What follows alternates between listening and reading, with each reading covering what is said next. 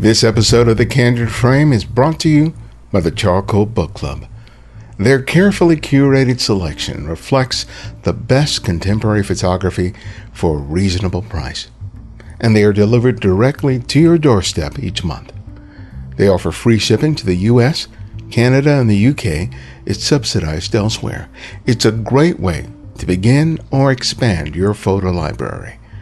Join the club at charcoalbookclub.com today and remember to use the code TheCandidFrame at checkout and receive a 10% discount on your first membership payment. The legendary photographer Garry Winogrand once said, "I have a burning desire to see what things look like photographed by me." He understood that making a photograph is a very personal thing. Photographers make different choices, resulting in images that, at their best, express not only a style, but a point of view. Arturo Soto's photographs possess that quality. It's obvious when he photographs the most ordinary urban scenes. They are scenes that many would dismiss, but that he transforms into something special. Even though many of the images don't include people, the photographs are as much about the presence of people and their impact on the environment as any traditional street photograph could be.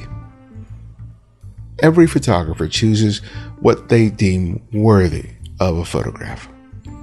Arturo's work inspires me to reconsider my part of the world and its worthiness in being transformed into a great photograph.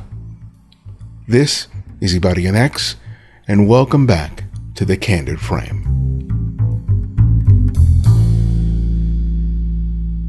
Well, welcome to The Candid Frame. Really good to have you. Your work has really been interesting for me. The way you see urban spaces is very unique, and I find it very fascinating because I see reflected in your work a lot of what I have experienced myself in exploring different cities and towns all over the world. And you have an interesting word that you use to sort of describe it. Could you tell us the word and share your definition of it with us? Do you mean infraordinary? That's it. Infraordinary. That's a word coined by a French writer named Georges Perec. And he came up with that term to describe what he calls what happens when nothing happens, which is a wonderful way of thinking about everyday life. And so he was very adamant on finding a language to describe small things that most people don't think as very important, but that still have an impact, again, on everyday life and how we perceive different kinds of spaces. Yeah, I love that. I love that term and that definition because it speaks to me as a street photographer, since I'm photographing in public spaces a lot. And some of my images sort of highlight things that I think most people are ignoring or can't even see. So for me, part of the fun is making those discoveries. People may become an element in the photograph, but it isn't always necessary. Did you find that sort of approach is what you were drawn to initially, or did you come to that after some exploration of other types of photography? Oh, I love that question, because yes, I was very interested in, let's say, traditional street photography when I started, when I was doing my BFA at the Savannah College of Art and Design. That, I was very influenced by Cartier-Bresson and later by Garry Winogrand. And I wanted to make those kinds of pictures. And for many years I did, or at least I tried. And obviously those are about, apprehending some kind of action in the street. And being very attentive to what Cartier-Bresson called a decisive moment. One of the problems that I ran into was that, people like Garry Winogrand, they were photographing in New York or in LA. And I was in Savannah, Georgia. And so it was hard encountering the same amount of things happening on the street on an everyday basis for me to produce those works. Mm-hmm. I was out on the streets trying to find these things. And what ended up happening is that, I started paying more and more attention to architecture. And so architecture became very important as a way of speaking about the identity of a place and also kind of my feelings towards that place. Right. And so almost inevitably, making pictures of things happening in the spur of the moment kind of took a back seat.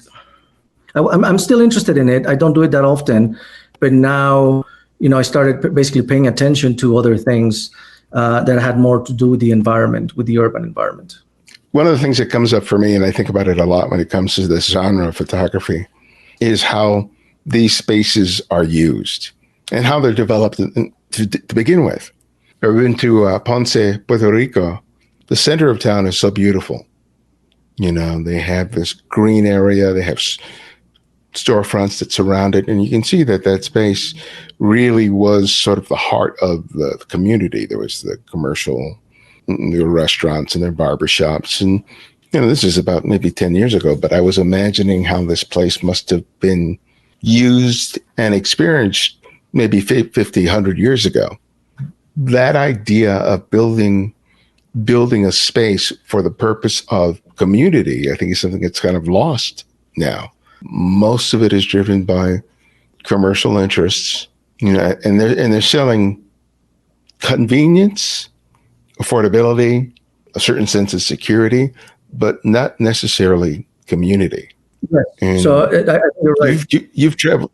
I see that in your work.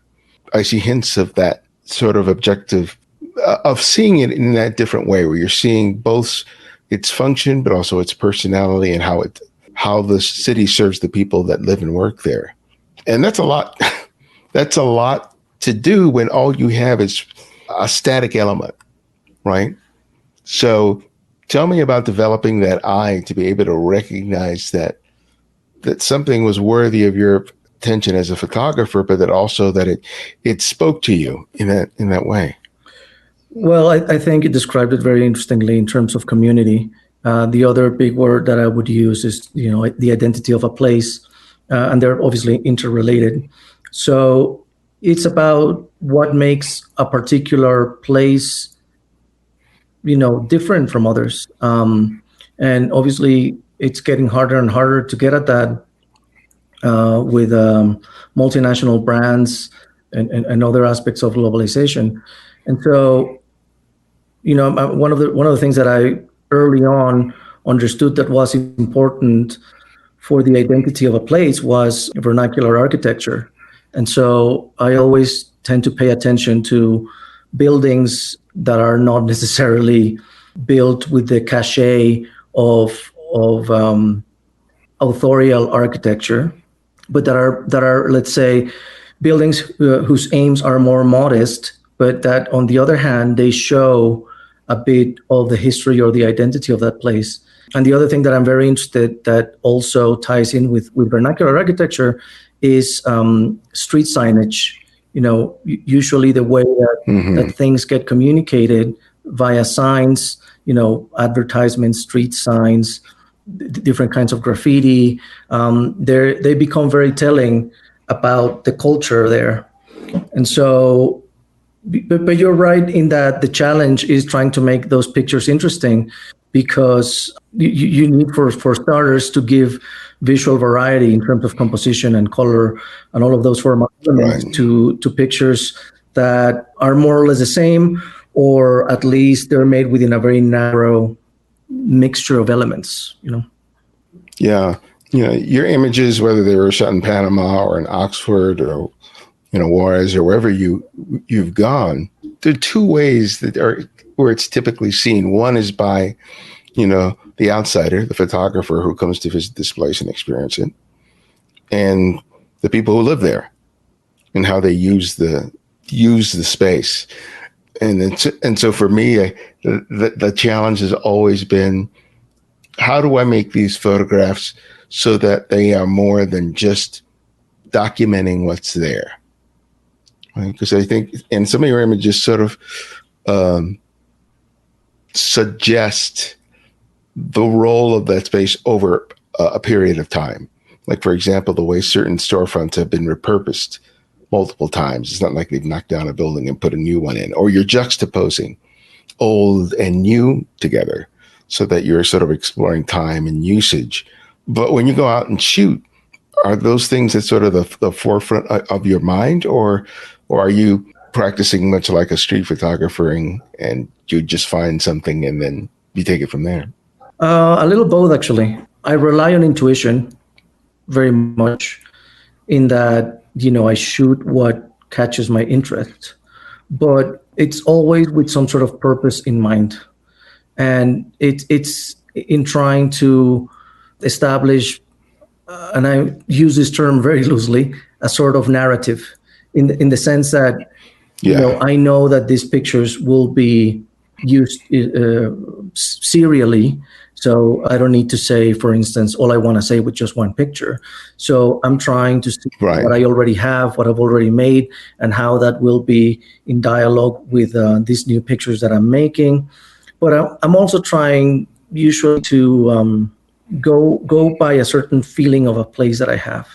So with Panama, for instance, I had very conflicting feelings about the place because I kind of wasn't finding most of the things that I like, which is, culture and art, and on the other hand, I was finding how the city paid a huge amount of attention to commerce and to money, and so I was trying to find things that spoke about that. But still, let's say, by letting myself just explore the place. So it's not like I have a shooting list and I'm trying to illustrate points. Right. But obviously, if I have an idea that speaks to, a particular use of a space in relation to money or commerce or something, I would gravitate towards making a picture of that place.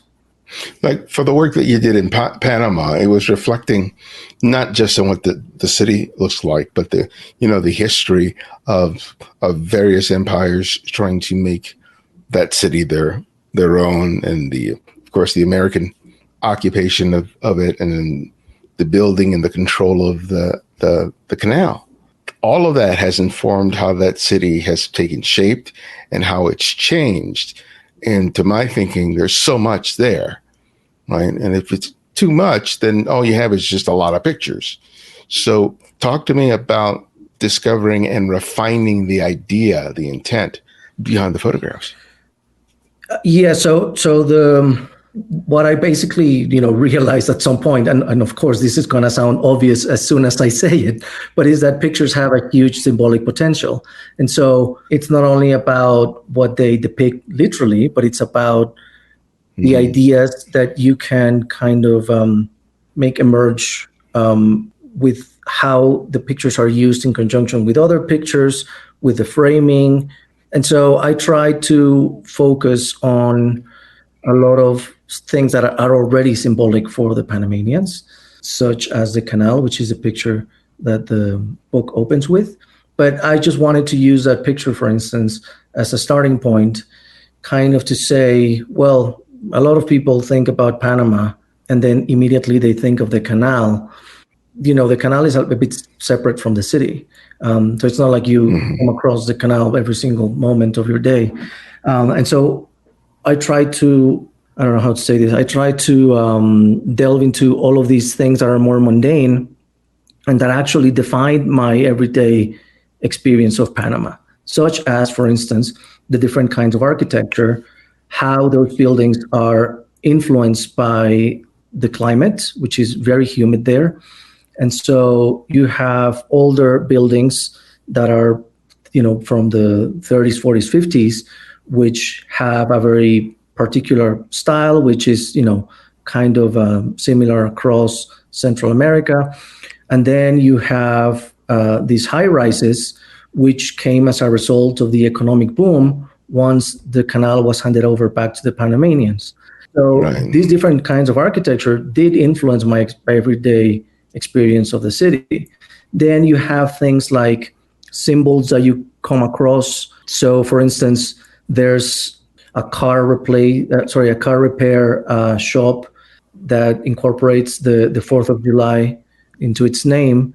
And, the 4th of July, it's obviously an American holiday. It speaks a lot about the U.S. presence in Panama. So it's not like every country in Latin America will have a shop named after a major American holiday. But of course, what happens with these things is that often they're just too obvious, right? Because, to the people there, right, exactly. There. Mm-hmm. And the symbolism has ceased to be interesting, let's say. But when you kind of focus on this symbol here and that symbol there, and again, you put them together, then you can start speaking about, the how conflictive the recent history has been and how present it still is and how it informs, the current conditions of the urban landscape. Yeah. When beginning a project, there's an idea, and which leads and serves as the impetus to create the images. But as the work progresses and you spend more time, the photographs reveal their own meaning to you. So for you, do you discover that as you are shooting, or does it come to you as a result of deciding to edit the photograph and separating, parsing them, comparing them? When does that happen for you? It happens more in the editing, because it's easy to sometimes fall in love with an image, and you love it for different reasons. You love it because it was very hard to make. It was hard to get to that place. Right. Or somehow the lighting conditions were great and you just made a bunch of pictures there and they look very interesting. But again, just sorry to insist too much on this, but it has to do with how those pictures are going to be in dialogue with the other ones. And so that's when you sometimes discover that X picture that maybe doesn't really work on its own actually brings a lot to the table once it's in a sequence. And so you kind of have to reevaluate what's worthy, let's say, of each photograph. Right. In your upbringing, you came up living on the border between Mexico and the United States. It was at a time where there was access to either side was not as restrictive as it is now. There was commerce, there was all this stuff that was happening in these two towns that are pretty much butted up against each other. They created their own economic and social dynamic. How did growing up with being able to basically go back and forth between two worlds what kind of impression did that make on you that you think has influenced what you do as a photographer? I should make a small clarification. I have never lived in Juárez. My father is from there, and so he wanted me to be born there, and so I was born in Juárez, but I always lived in Mexico City. But what happened? I always grew up listening to his stories about the place, and we would go basically almost every chance we got for the holidays, right? And so I spent a lot of time there growing up, and having this experience of the Mexican side and the American side. And so when I was doing my PhD at Oxford, which is practice-based, which means that you have to make work, I wanted to look into the relationship between text and image and how text informs images in different ways. And one of those projects was the one that you're referring to, which is called Border Documents. And so I collaborated with my father to make a sort of biography of his experience of Juárez. And so first, I kind of like compiled a lot of stories, some really well known in my family, about his growing up there. Then I kind of shaped narratively those stories so that they were like little fragments almost. Each story is about a paragraph long. And then I went with him to photograph where those stories had taken place. So he was next to me while I was making those pictures, and he was telling me, it's in this corner or it's in that street. And so a lot of these stories, like you mentioned, they describe a different era in which the border was a different place. It was more open. It was also more interesting. It was less dangerous. Mm-hmm. One of the things that I wanted to kind of impress on or through that work is that progress doesn't come to every place in the same way, and that things don't always get better. Sometimes, they were good and they just got worse. And so that happened basically in Juarez when, at the end of the 90s, in the mid 90s, Mexico, Canada, and the US signed a commercial treaty called NAFTA. Once that happened, the manufacturing industry kind of exploded in Juarez because they wanted to take advantage of the cheap labor there. And that came with a number of consequences. One of them was that there weren't that many workers in Juarez. And so they had to basically import workers or bring them from the southern states. And there also wasn't, enough infrastructure in the city. And so a lot of shanty towns started being created without the proper infrastructure. And then, a few years after that, that brought with it a lot of violence, a lot of corruption. There was too much money flowing into Juarez. And involved in this was also the drug trafficking industry. And I'm sorry that I'm taking too long to answer this, but... No, take your time.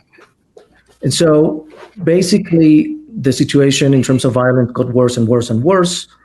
And around 2007, 2008, Juarez was the most violent city on the planet that was not at war. Basically, the other place was Afghanistan at that point. And so the murders and the violence on the street was out of the charts. The international press was mostly reporting this. At the same time, I had my family there who, as happens in any place of conflict, they still had to survive and lead, their lives.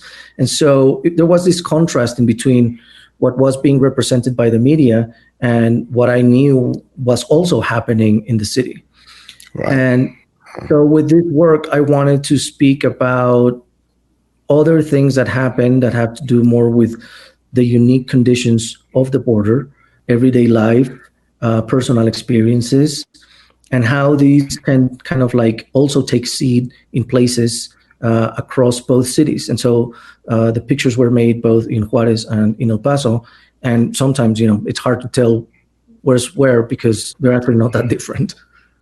Yeah, I looked at your pictures and I thought a lot about Los Angeles, where I live, in terms of how parts of the city have been designed or repurposed. There was a time when there was just a lot of repurposing. Buildings weren't struck down in order to build something new.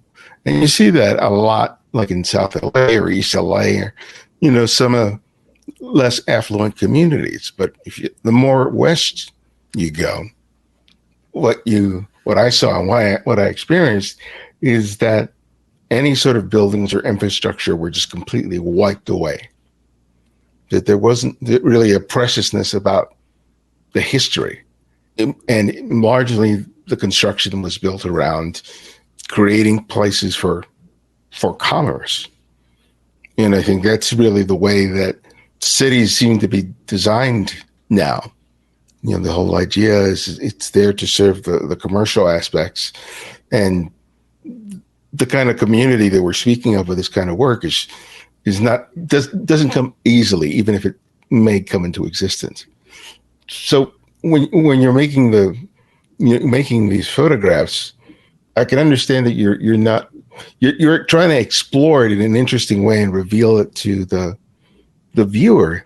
Tell me about those moments where you wonder, am I doing this right? Because especially when you're working on a project for an extended period of time with a subject matter that is challenging to render in photographs, what do you do to sort of sustain yourself, whether you're working on this for 6 months or 2 years? I'll try to answer that in two parts. So the first one is that I am very interested in how to communicate my emotions towards a place. That involves selecting certain buildings that maybe can be interpreted affectively or emotionally.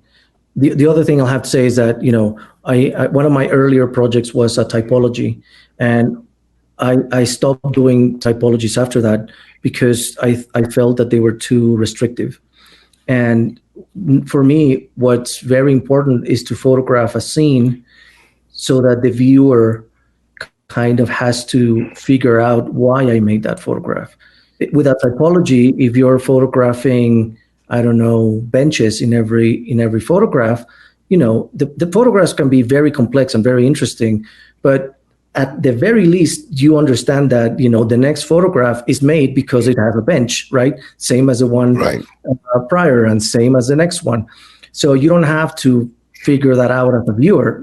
It's about benches, and then it can be about other things, obviously. But with some of the pictures that I like, you don't really know. And sometimes it becomes a bit of a puzzle. That's something that I kind of learned from a few photographers that I admire, like Michael Schmidt, John Gossage, Joel Sternfeld. As you can see, I've been mostly influenced by American photographers and not necessarily by Latin American photographers. But so having said that, I would often make photographs that I thought had that seed or that possibility of being interpreted emotionally. And then I realized that people sometimes didn't. Sometimes they did, but sometimes they didn't. And so after a while, I wanted to also make work that was a bit different. And that's when I realized that I wanted to incorporate text into the projects, because text is a way of making those emotions more clear or more direct. And so the project that I just described, for instance, Border Documents, by having that experience of my father, which is a mini story, basically, you now have a play of temporalities, because obviously the story is in the past and the picture now is in the past too, but it's at least a lot more recent than the story. These are stories that took place in the mostly 50s, 60s, and 70s. You now have also something else to anchor some of the elements that you see in the picture. So in some of the photographs of that series, there is a correspondence between the text and the image. In other words, in one that comes to mind, he's talking about a convenience store that he worked in, and you can see that convenience store in the photograph. Now it's been closed down, but the signage is still there. But in some others, maybe he's describing a house and the house is not there anymore. So then you have to wonder what happened. You wonder about the passage of time, how cities change, how places evolve. And that often involves feeling certain things towards these places that are very banal.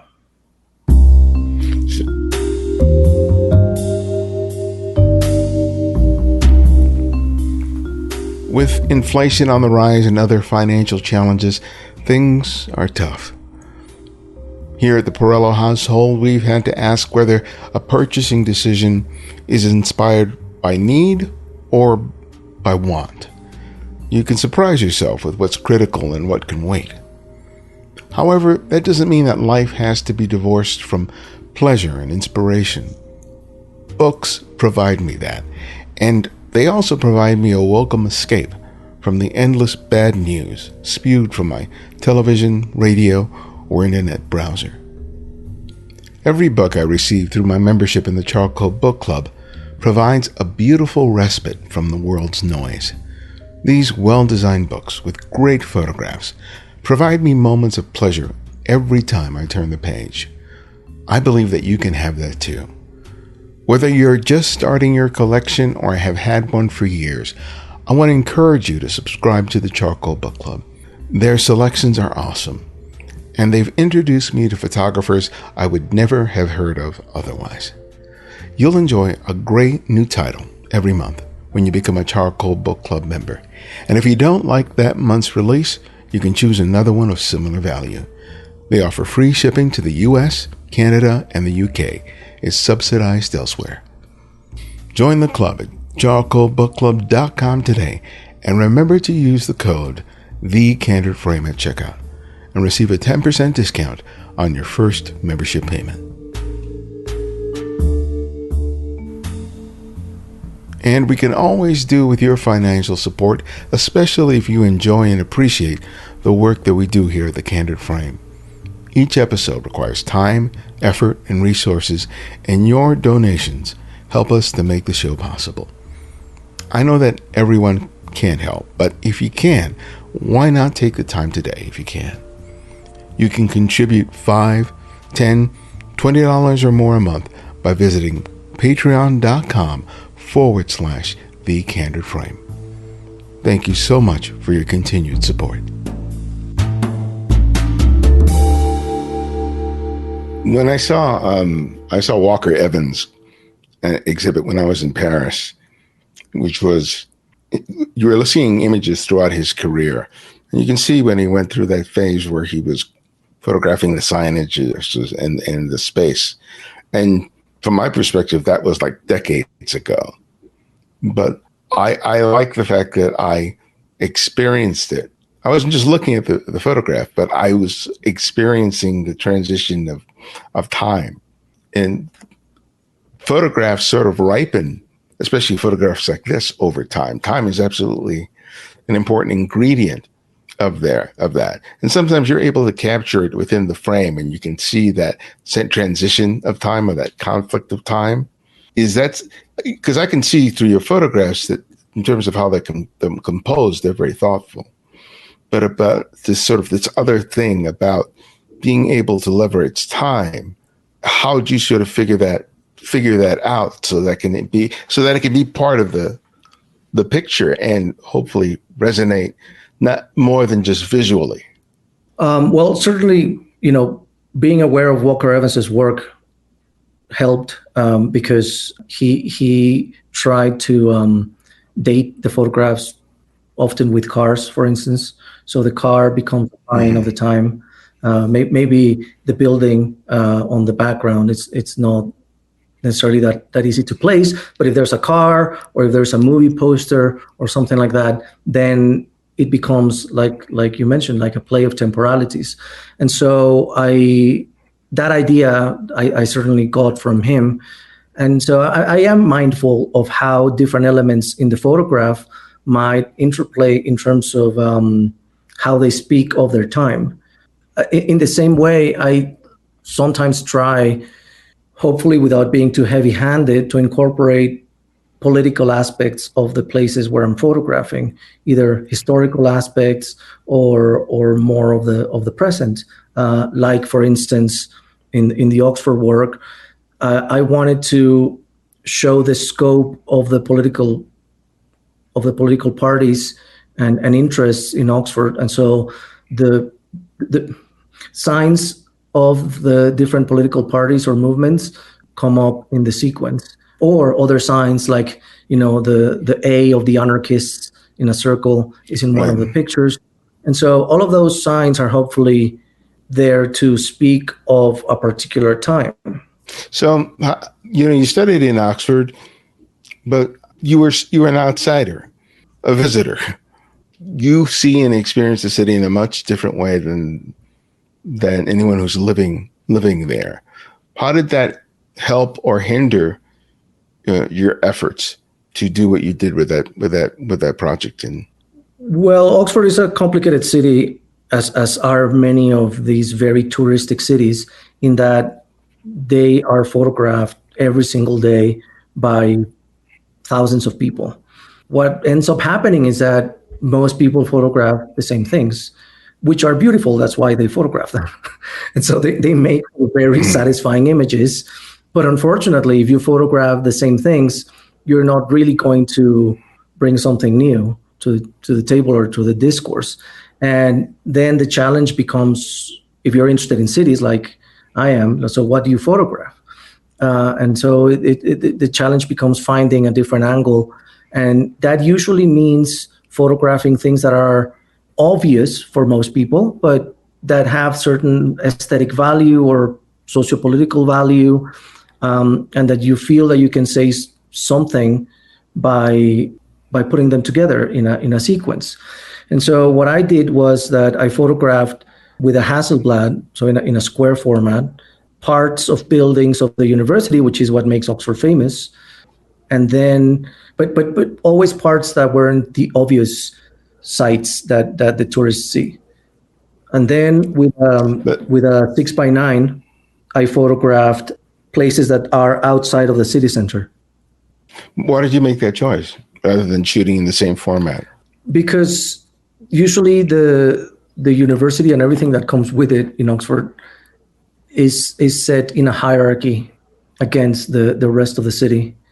And I wanted to create a difference, but not a hierarchy, or if anything, reverse the hierarchy. So there's many more pictures of the city center and in a format that is wider, and even potentially more attractive. Whereas the pictures of the university, because they're square, most of them are details, they feel very, what's that word? For when you're in a tight space. Claustrophobic? Claustrophobic. So they feel a bit claustrophobic. They feel a bit that there's a particular kind of social weight to them, whereas the other ones are freer. Right. I thought that dichotomy would work well visually, also to give some variations in terms of layout to the book. So I was already thinking about making a book while I was shooting the pictures. And so in the book, I feel like those two different formats allow for a more dynamic layout. Yeah. And I want to return to this because I think it's really important. It's like when any of us go to a new place, it's new. Our synapses are firing, every second. And if you're not too careful, you're shooting everything. Right? But that doesn't necessarily mean that you have captured anybody's experience or yours. It just means that you just made a lot of pictures that excited you in that moment. I think when you're working on something like this, you have to sort of trust your instincts about it and say, I may not completely understand it right now, but that's okay. I'll just keep shooting. Did you experience something like that on this project? Yes. I mean, I lived there for 5 years, so I didn't shoot every day. I would go on, like, let's say, shooting trips or shooting walks. So those were like very, let's say, intense moments of photographing. And that also meant that I see it almost like, when there's a World Cup, there's like an album for the World Cup. And so you buy these cards, and, little by little, you're like, well, I have that one, I have that one, I have that one. And you become more mindful of what you already have, what you've already achieved in this case.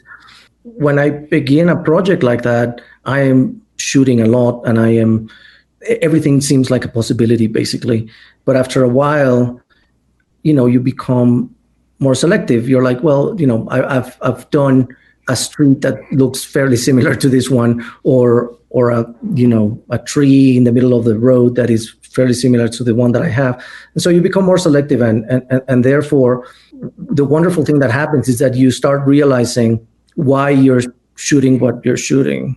Like there's kind of like underlying reasons that become more obvious. Yeah. Once you've shot for an extended period a place. So when you're being educated in London, you had the experience of studying and being a student in Mexico and going to Oxford. And I think do you think you said Boston was the other place, or in the United States? Oh, no, Savannah, excuse me. Each place is very different in terms to the way you see it, the communities.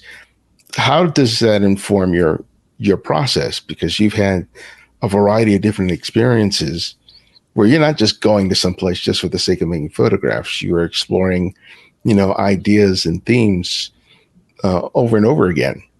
How does that help shape what you do?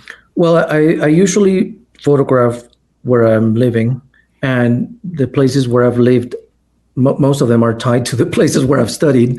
And so that means that I've been there for at the very least a year, which is, I lived a year in London. All the other places I've lived more than a year. Photography is a great tool to explore a place. And it's, through this exploration that sometimes it emerges more clearly what you're trying to say. But I am a big believer in shooting where you're at, because there's always something interesting where you're at. Right. The one project that is not like that is the Juarez project. But I felt I didn't feel a problem shooting there because I was born there and I've been going there all my life. I just never lived there. But and because of the way that project was set up, which was making photographs where the stories that my father had told me had happened, it was a more or less a preconceived project, like a more conceptual project, if you want. And so I was able to make those pictures in about a month. But all the other projects are more about discovering the city and different aspects of the city. The first thing, or the first challenge, is going against the grain in terms of the kinds of images that most people make of those places. It's almost like you're reacting against the visual cliches associated with a city. Yeah. You're producing these books for each of these projects. Is part of your process having a project? Is that an essential way for you to work rather than just shooting just for the joy of shooting? So, because I did both, because when I was studying in Savannah, I shot a lot. I always had a camera with me. When I traveled, I had a camera with me. So I did that for many years, for about 8 years. That was very fulfilling in the sense of finding images and making images, but it wasn't as fulfilling in bringing or finding some sort of purpose to those images. So at some point, I just switched gears, and that's when I started basically just shooting in the places where I lived. Because as much as I enjoy shooting just for the pleasure of shooting, it's sometimes hard, again, to make something with those images, to find some sort of connecting thread or something that feels, at least for me, that feels deeper, some sort of more complex discourse. What does the word home mean to you now? Well, I'm back in Mexico City at this point, and what happened was that I've made pictures of Mexico City for the longest time, but usually not in the neighborhood where I live, always in other parts of the city. I basically couldn't see the place where I lived as a potential subject for photographs. And what happened to me after coming back from Oxford was that because I couldn't travel because of money problems, basically, I couldn't travel that often from Oxford to Mexico. I just traveled once. I hadn't been here in almost 4 years, and so coming back, I was like, I cannot believe that I haven't explored photographically this area before. And so for the past 2 years, I've been making pictures just around the neighborhood, like, basically around a 10-minute walk from my house. And yeah, I hope to finish that project soon or soonish. But yeah, it's almost like I couldn't see, which is kind of like what I want to say. Sometimes you have things so close to you. And so I guess my way of responding to your question is home is sometimes, the things that you cannot see because they're too close to your heart. They're too close physically. And so you sometimes need some distance to see the familiar, to see the things, that you care about. Yeah. And especially if you live in a place long enough, when you see some of those things change, they get demolished, replaced with something else. Absolutely. And that connection that you have to home, all of a sudden that element becomes so important, but it's as a result of the loss of it. And photographing places that are close to you is always the most difficult challenge because you are used to seeing those things every day and assigning it a value or a function. That if I were to go to where you are, I would definitely produce very different photographs than you because everything is so exciting and new to me. But, and seeing your work, I can see why, one, it was difficult, but also why it's so gratifying. Because there's some of those shots where I've experienced that it's something about this street that I'm on in South LA or East LA or downtown that makes me see it and go, yeah, that's my LA. And make a picture of it because it comes from that place where it go. It's not just that this is just a chair or whatever it is. it reflects my ownership of the city. And I see you nodding your head. Our guests can't see that, but I see that it resonates with you. Well, you're right. I think you said it beautifully when you said it's about assigning a value. And so unfortunately, with the urban landscape in general, and even more so maybe with places that you're very familiar with, you don't see the value because you take the value for granted. Mm-hmm. One way of understanding the value of things, of spaces, of places is through photography. Because in a way, you're trying to subvert the opinion that most people have about a thing, or a place. And particularly if it's a place that it's not very spectacular, or it's a place that it's even ugly. I remember once someone saying, "Why do you like so many ugly places?" And then I couldn't respond in that moment, as tends to happen, but I had my response, later, which is that I don't find them ugly. I find them interesting. That's right. Can be, for most people, they could be classified as ugly, and I would just say that they're not conventionally beautiful, but there's a certain beauty to them. The beauty can be in the colors. The beauty can be in a particular moment when the light hits that spot in a particular way, but there's definitely something aesthetic that caught my eye, and photography is a way of capturing that. So yeah, I guess my response is that I don't find them ugly. Yeah, we're sitting in the same pew in the same church. It's exactly that. It's exactly that way. People have asked me what I'm taking a picture of, and I tell them, and they don't understand because they're not seeing it the same way that I am, and that's fine. I know what I'm enjoying about the experience. So I went to Guadalajara some years ago. A friend was having a workshop there, and I really loved it. I would love to get back to Mexico because I think it just holds a world that I know I would be fascinated about.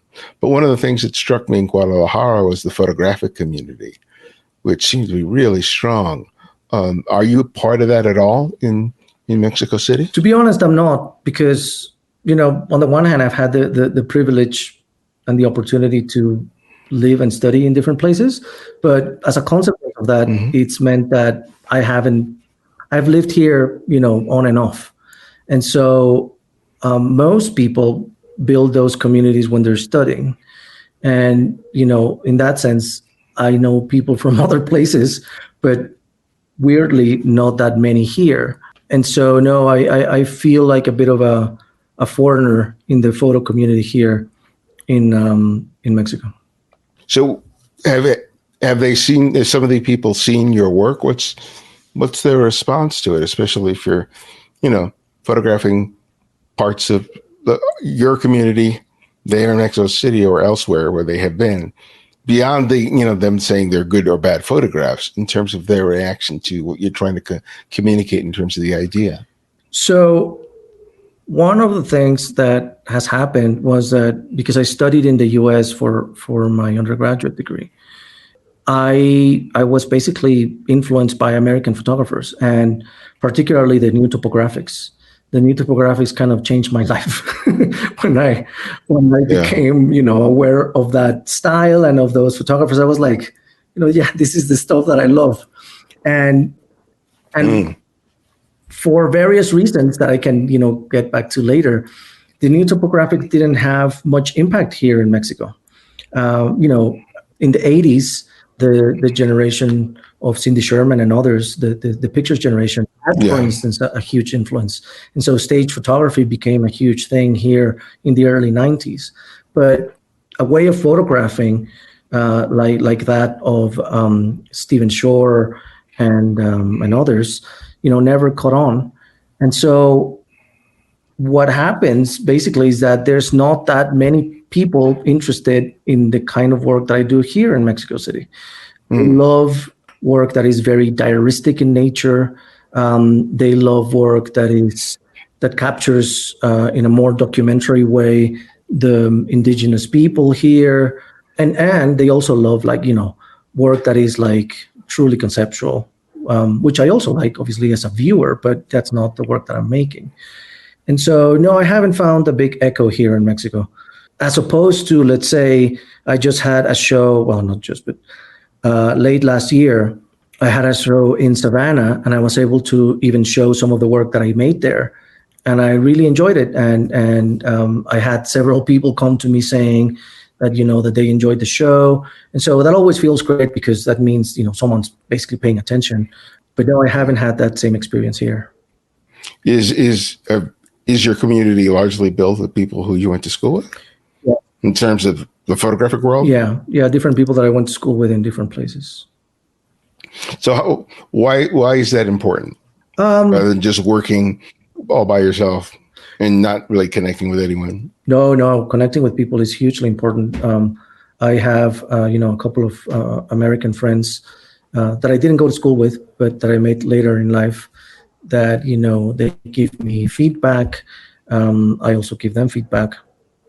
And it's good to use each other as a sounding board for the projects that we're working on. Then I started recently writing photo reviews of photo books. And so that has put me in touch with other people. In that sense, I think my interest in making or expanding my community are definitely there. Yeah. Well, my last question that I ask each guest is I ask them to recommend another photographer for our listeners to discover and explore. And it can be anyone, someone you've long admired or someone you've recently discovered. So who would that be and why? I hope you indulge me with this, but I'll mention two people. So the first one would be, and I'm sure a lot of listeners already know about this, but the one of the photographers that changed my life after I finished my MFA in photography was Moyra Davey. She's a Canadian photographer living in New York. She incorporates a lot of writing into her work. And she focuses, or at least she used to more, on really banal things. She loves photographing her house, for instance, and she focuses on like her old books, even the dust that accumulates underneath her bed. And so they're like very unphotographic things often, but she has a fantastic way of making them work through the magic of photography, but also by giving an additional context on why these things are important to her, and that comes via the writing. So she definitely changed my life with her retrospective catalog that she put out after a show she had at the Harvard Museum of Art. Or one of the museums there. And the other person would be one of the friends that I just spoke about, which is an American photographer that lives in South America named Thomas Locke Hobbs. We share many interests in the urban landscape, but I love his sense of framing. I really admire the fact that he dedicates years and years to photographing certain subjects. And so I recommend people look at his work. Well, thank you for those recommendations, and thank you for sharing your work with me.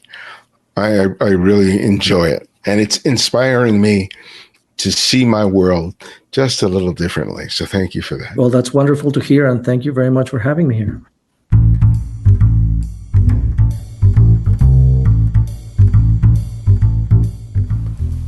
Thanks to Arturo for joining us.